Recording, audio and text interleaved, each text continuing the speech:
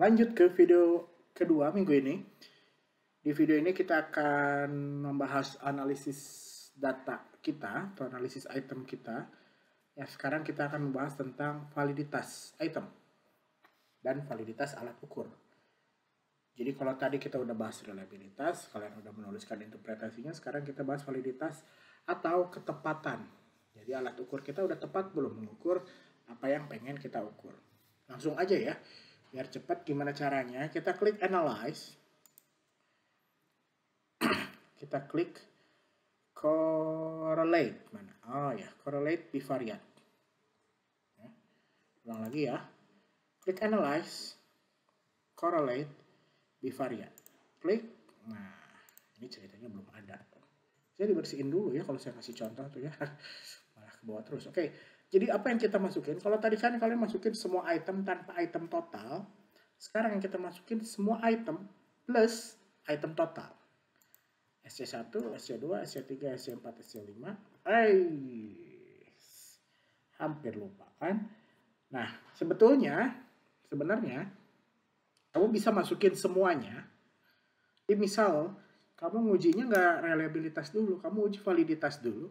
Kau bisa masukin semuanya langsung. Atau karena tadi kita udah melakukan uji reliabilitas, maka yang kita masukin cuma item yang reliable aja. Jadi item yang tidak terbuang di uji reliabilitas. Jadi silahkan aja dipilih. Kamu masukin semua juga boleh, mau dicobain deh. Karena nanti yang nggak valid juga akan kita buang gitu ya. Tapi kalau misalnya kamu pengen cepat, ya udah reliabilitas aja, udah cek reliabilitas, kamu cek validitas. Sekarang saya mau ngambil cara yang shortcut ya. Jadi saya mau masukin item-item yang memang sudah teruji reliable karena ya ngapain juga gitu ya, nanti dibuang-buang lagi. Yang reliable itu saya udah catat di sini yaitu 1 2 3 6 1 2 3 6 1 2 3 6 ya. 7 8 9 10 8 9 10 11 12 13 14 item yang kalian masukin tentu aja bakal beda gimana uji reliabilitas yang udah kamu lakukan sebelumnya. Item apa aja yang masih yang masih stay di alat ukur kamu sehingga bisa membuktikan bahwa alat ukur kamu reliable, itu yang dimasukin. Jadi kalau yang tadi udah terbuang itu nggak usah dimasukin. Saya sih lebih sukanya seperti itu.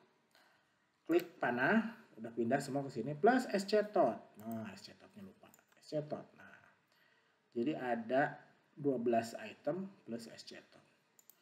Option, nggak usah, style juga nggak usah, bootstrap nggak usah. Ini yang kita klik Pearson. Biasanya kalau validitas itu menggunakan Pearson. Nah, bawahnya test of significance-nya two tail apa one tail. Karena sebenarnya bedanya apa sih kalau two tail itu, ya misalnya gini, kamu cerita tentang impulsive buying. Impulsive buying terhadap apa? Misalnya impulsive buying terhadap kesehatan mental. Kamu udah tahu arahnya bahwa impulsive buying itu mempengaruhi kesehatan mental seseorang.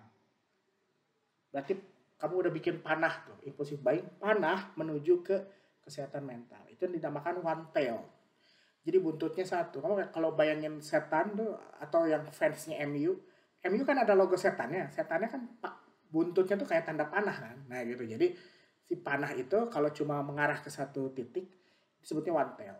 Tapi kalau kamu belum jelas, kita nggak tahu nih sebetulnya impulsif buying kah yang mempengaruhi kesehatan mental atau orang yang punya gangguan di kesehatan mental membuat dia jadi impulsif buying gitu. Kita nggak tahu arahnya kemana. Maka kita bikin panahnya itu dua arah.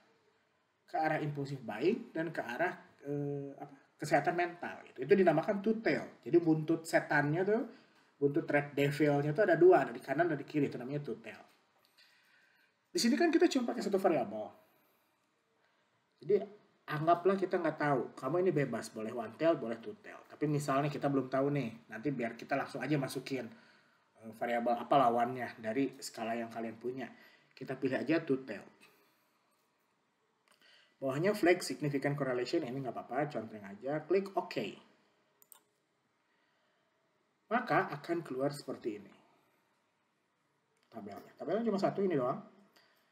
Gimana biar tahu item ini valid atau enggak? Nah, udah keluar seperti ini, kita buka PDF. Nah, ini namanya tabel product moment. Tabel product moment ini nanti akan saya share di Classroom untuk jadi acuan mengukur validitas alat ukur kita. Di sini ada N dan ada R. N itu apa? N itu jumlah partisipan dikurangi 2. Gitu. Jadi saya buka di Word ya. Jadi N itu dalam N besar sama dengan jumlah partisipan dikurangi 2. Jadi kalau kalian punya jumlah partisipannya 100 orang, berarti N-nya 98. Ini N, tapi kalau enggak biasanya disebut juga sebagai DF. Ya. Jadi jumlah partisipan dikurangi 2. Kalau misalnya kalian partisipannya ada 50, berarti N atau DF-nya itu ada 48. Sekarang, misalnya kamu lupa, kamu ada berapa sih N-nya? Lihat aja ke atas. N-nya ada berapa di sini? N-nya ada 52. Jadi di penelitian saya, N-nya itu ada 52. N di sini tuh beda dengan ini ya, beda dengan yang tadi. Jadi N di sini tuh maksudnya adalah jumlah partisipan. Kalau N yang tadi itu nanti untuk dipakai di tabel tabel product moment. Jadi 52 berarti produk N di tabel product momentnya itu 52 dikurangi 2. Berarti berapa? 50. Maka di sini kita cari N50. Saya ulangi ya. Jadi N di SPSS itu jumlah partisipan. Tapi kalau di product moment itu beda. Jadi N product moment atau NDF sama dengan N SPSS dikurangi 2 gitu. Jadi kalau di saya N SPSS 52, maka NDF-nya atau N product moment-nya itu 50. 52 dikurangi 2 sama dengan 50. Nah, mana 50? Kita cari, ini ke bawah cuma 40, balik lagi ke atas 41, 42, 43, 50. Nih. 50. 50 berapa R-nya? Kita lihat ke kanan ada R kecil itu 0,273. 0,273. Nah, sekarang kita balik lagi ke SPSS. Ingat-ingat ya. Kalau enggak, kamu catat aja di selembar kertas R-nya berapa. Saya catat di kertas, ini R-nya sama dengan 0,273. Kita lihat per item. Apa yang harus kita lihat? Kita lihat tuh Pearson correlation ke SC total. Jadi ke skor total. Skor per item ke skor total. Pearson correlation-nya SC1 ke SC total 0,828. Dia harus ada di atas R, harus lebih besar dari R. R-nya 0,273, ini 0,828, berarti oke. Dia signifikan karena lebih besar dari R.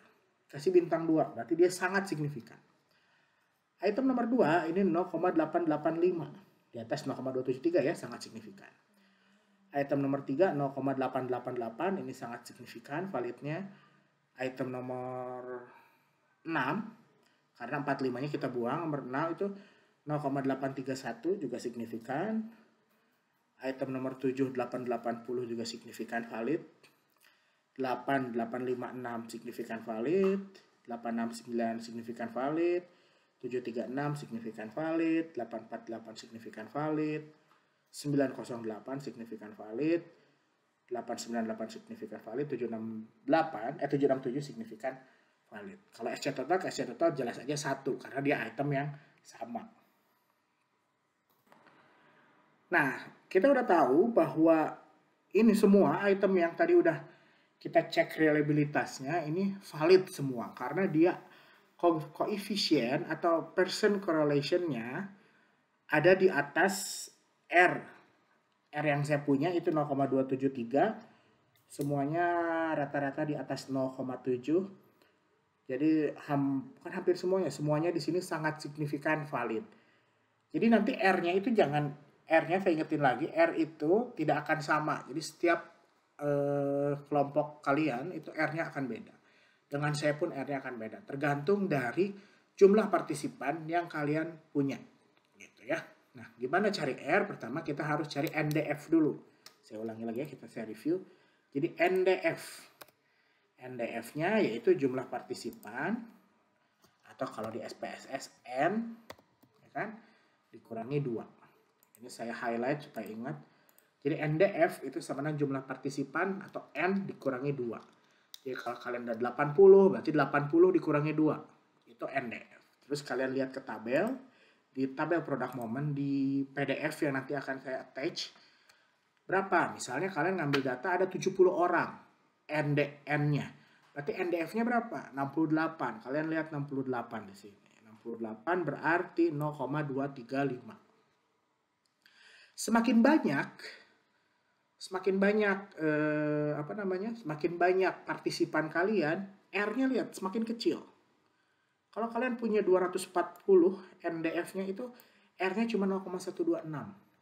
Makanya waktu itu saya bilang minimal kalian ambil data 50 orang dan bebas. Kalian mau sebanyak-banyaknya, kalian mau 400 orang pun boleh gitu ya.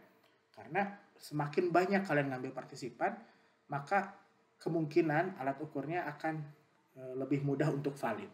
Itu. Jadi kalian ukur di sini, kalian udah dapat R-nya, kalian buka Word. Ya. Ini tidak perlu ditulis. Nanti di laporan kalian ini tidak perlu ditulis ya. Rumus ini kalian simpan aja. Nih saya tulisin. Tidak perlu ditulis di laporan mingguan pakai tanda seru, berarti jangan banget ya. Beberapa dari kalian tuh ada yang ngumpulin tugas, saya ngasih highlight itu menunjukkan ini proses mana, ini proses mana. Kalian ngumpulin tugas kopas dari format ini, kopas boleh, tapi maksudnya formatnya aja, kamu highlightnya aja nggak diedit gitu. Jadi kayak kalian tuh benar-benar cuma seperti mengubah angka aja seolah-olah gitu ya. Jadi tolong ini dihapus nanti kalau di laporan kalian. Oke, jadi langsung aja kita melakukan, tuh jadi merah ini tulisannya. Kita melakukan interpretasi berdasarkan uji validitas yang dilakukan terhadap skala pengukuran, apa judulnya,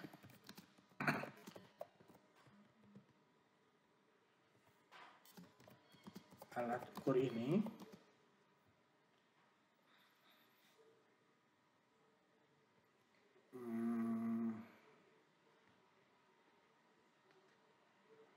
alat ukur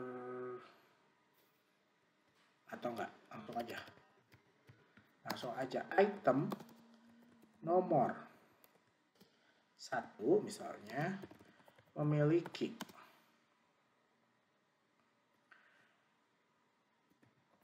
validitas sebesar 0, berapa? Ini buka outputnya. Nomor 1 0,828. 0,828 R sama dengan 0,273. Gitu.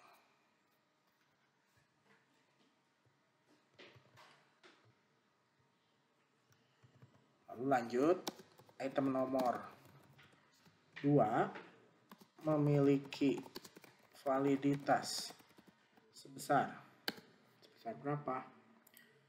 Sebesar 0,885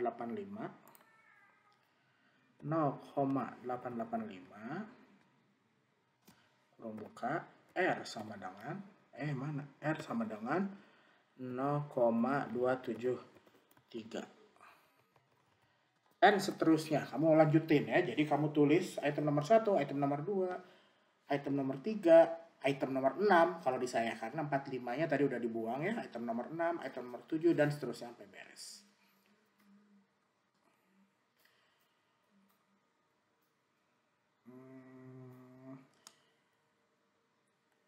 Atau bisa gini, depannya kamu berdasarkan uji validitas yang dilakukan terhadap skala pengukuran judul dengan skala pengukuran apa?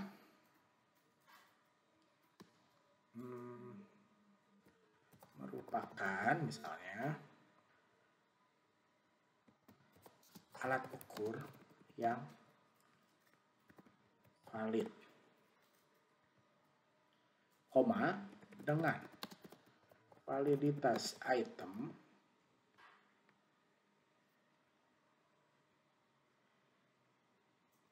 sebagai berikut. Itu aja deh. Titik 2. Item nomor 1 gitu ya.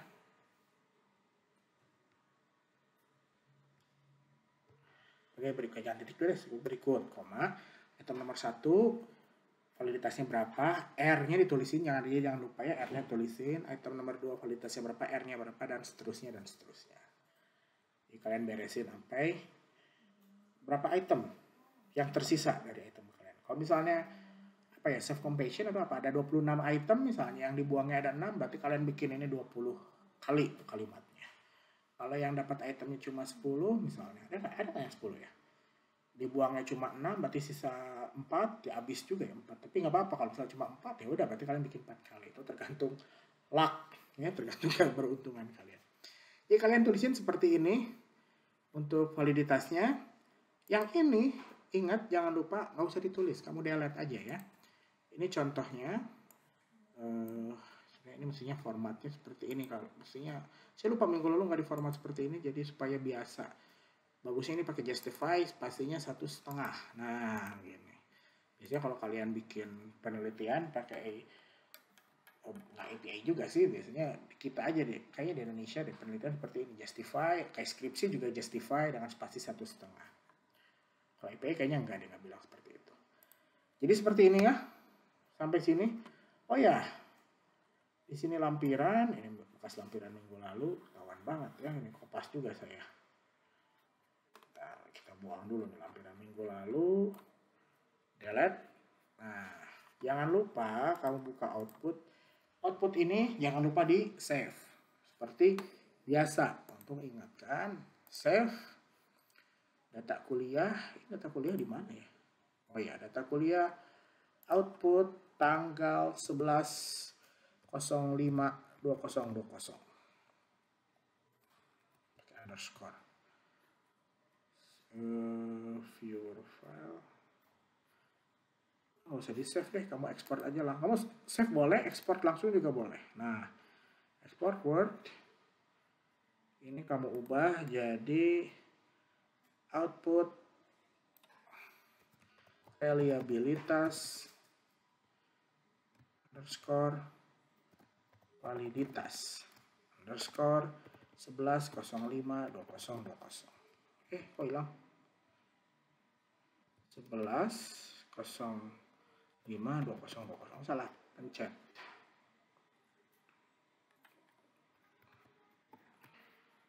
Klik OK. Ya kan? Aku nggak keluar. Nah, lama. Nah, udah gini, seperti biasa, Ctrl A, Ctrl C, kamu kembalikan ke sini, paste di sini. Jadi jangan lupa untuk copy paste si output SPSS-nya supaya nanti saya bisa cek. Oke, itu aja hari ini. Mudah-mudahan dapat dimengerti, mudah-mudahan dapat diikuti. Selamat mengerjakan tugasnya. Seperti biasa, silakan menganalisis data yang kalian punya. Kita ketemu lagi minggu depan. Assalamualaikum warahmatullahi wabarakatuh.